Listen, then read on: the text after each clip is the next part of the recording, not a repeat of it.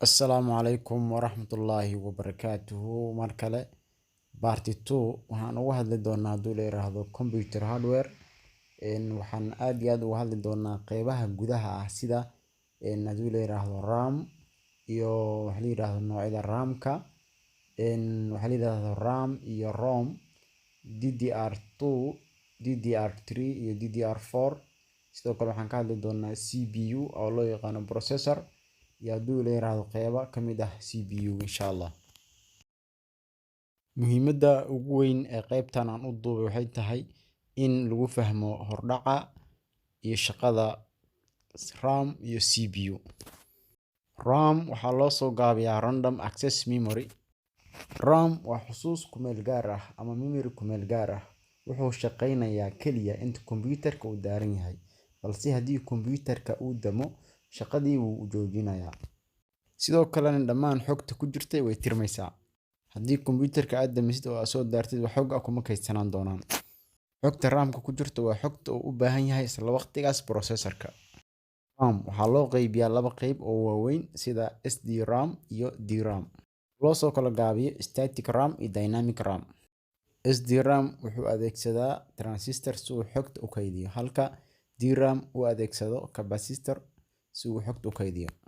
Waa laba aalad oo ay ku kala samaysan yihiin DRAM iyo SDRAM. Sidaas darteed SDRAM-ka uma baahan wax refresh ah. DRAM-ka mar walba uu shaqo qabto wuxuu u baahan yahay in refresh loo diro. Sidaas darteed waqtiga ku baxaya SDRAM-ka ayaa yar. SDRAM iyo DRAM waxaa xawaaro badan SDRAM.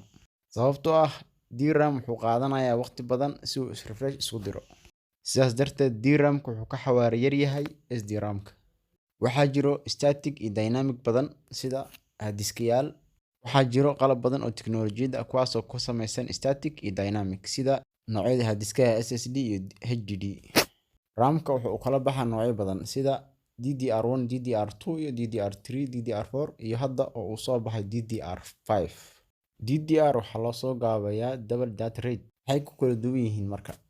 Waxay ku kala duwan yihiin awoodda daatada ay qabanayaan sida DDR2 oo qabanaya 4 bit speedka iyo wixii la mid ah.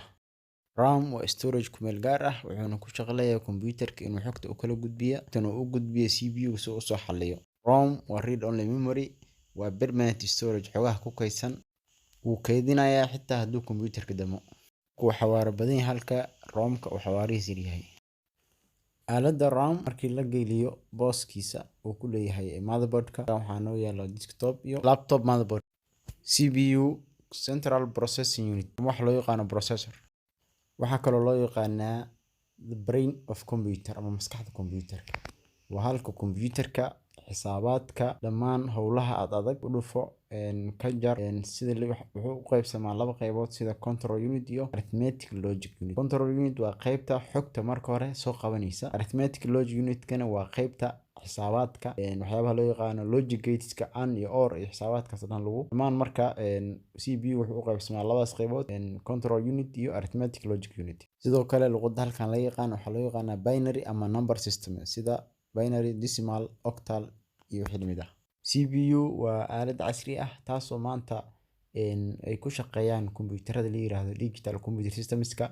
Maanta ma jirto aalad ka maaranta wax loo yaqaano CPU. CPU mar walba wuxuu sameeyaa horumar aad u sareeyo ilaa maanta uu marayo horumarkii ugu dambeeyay ee ah inuu marayo Core i5, i7, i9 oo uu marayo generation-kii 11aad ee maanta. Sidee CPU u shaqeeyaa? Central Processing Unit-ka qaabka uu shaqeeyaa. Marka hore xogta waxaa soo qabanaya memory-ga, kadib wuxuu soo gudbinayaa wax la yiraahdo control unit-ka. Control unit-ka wuxuu xogta u sii gudbinayaa arithmetic logic unit-ka. Xisaabtii waa la soo xalinayaa, kadib waxaa dib loogu soo celinayaa memory-ga. Memory-ga wuxuu ku soo bandhigi doonaa qaybta shaashadda. Halkan waa CPU jumper setting waxa la yiraahdaa meesha CPU uu fariisan lahaa ama halkii uu CPU uu fariisan lahaa. Waa booska uu ku leeyahay motherboard-ka. CPU-da way kala duwan yihiin. Sidaas darteed boosaska ay fariisanayaan way kala duwan yihiin. Waxaa muhiim ah marka aad gadanayso CPU inaad ogaatid form factor-ka ama shirkadda uu leeyahay. Tusaale ahaan isku shirkad iyo isku level ma ahan CPU-da, sidaas darteed way kala duwanaan karaan.